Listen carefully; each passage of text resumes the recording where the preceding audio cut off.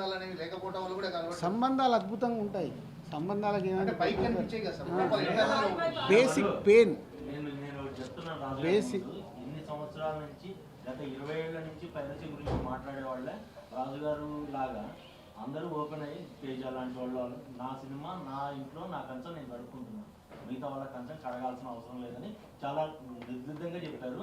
దయచేసి ఈ పైరసీల గురించి మనం ప్రొడ్యూసర్ని క్వశ్చన్ అడగడం మానేయాలని నా విజ్ఞప్తి. సో డెఫినెట్గా అంటే క్వశ్చన్ వచ్చింది కాబట్టి ఒక్క నిమిషం అంటే ఎఫ్డిసి ద్వారా హైదరాబాద్లో బేస్ కాబట్టి ఏం చేద్దాం అనేది కొంచెం నేను లీడ్ తీసుకుంటున్నా. అంటే ఏ ప్రొడ్యూసర్ కూడా నన్ను ఇంకా ఎఫ్డిసికి వచ్చి ఈ క్వశ్చన్ సరే ఏం చేద్దామని అడగల. అయినా నేను ఒక నిర్మాతగా నాకు రెస్పాన్సిబిలిటీ ఉంది కాబట్టి గవర్నమెంట్కి ఆల్రెడీ ఒక లెటర్ ప్రిపేర్ చేశాము. సో డిపార్ట్మెంట్తో కూర్చొని ఏం చేయొచ్చు, ఎందుకంటే బేస్ అంతా హైదరాబాద్లో ఉంది కాబట్టి తెలుగు సినిమాకి చేద్దామనే ప్రయత్నం స్టార్ట్ చేశాను. అడిగారు కాబట్టి లీక్ చేసేస్తున్నాను ఎందుకు.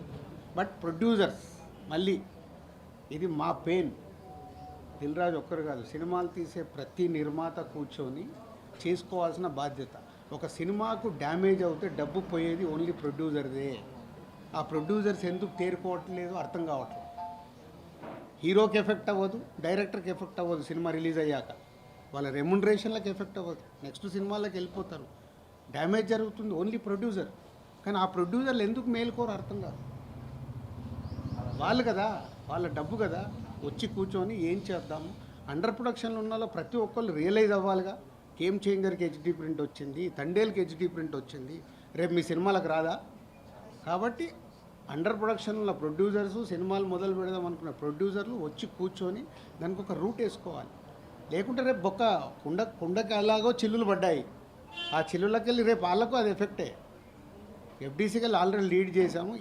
ఈ ప్రెస్ మీట్ ద్వారా ఆ నిర్మాతలకు అర్థమైతే వాళ్ళు ముందుకు వస్తే అందరం కూర్చొని వర్కౌట్ చేస్తాం.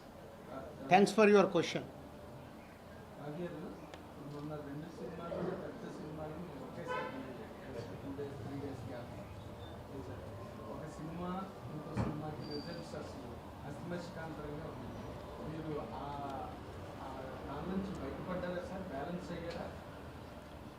అంటే నేను ఇక్కడ సినిమా ఫీల్డ్లోకి వచ్చిన రోజు నేను 1 ఇయర్ బ్యాలెన్స్ షీట్ చూసుకుంటాను.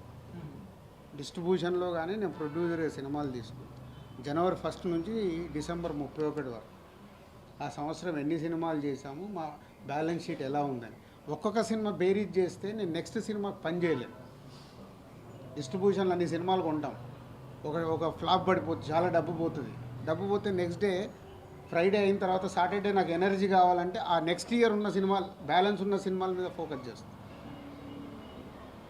కాబట్టి దాంట్లోకి వెళ్ళి ఒక సక్సెస్ వచ్చినప్పుడు బ్యాలెన్స్ షీట్ చెక్ చేయాలి.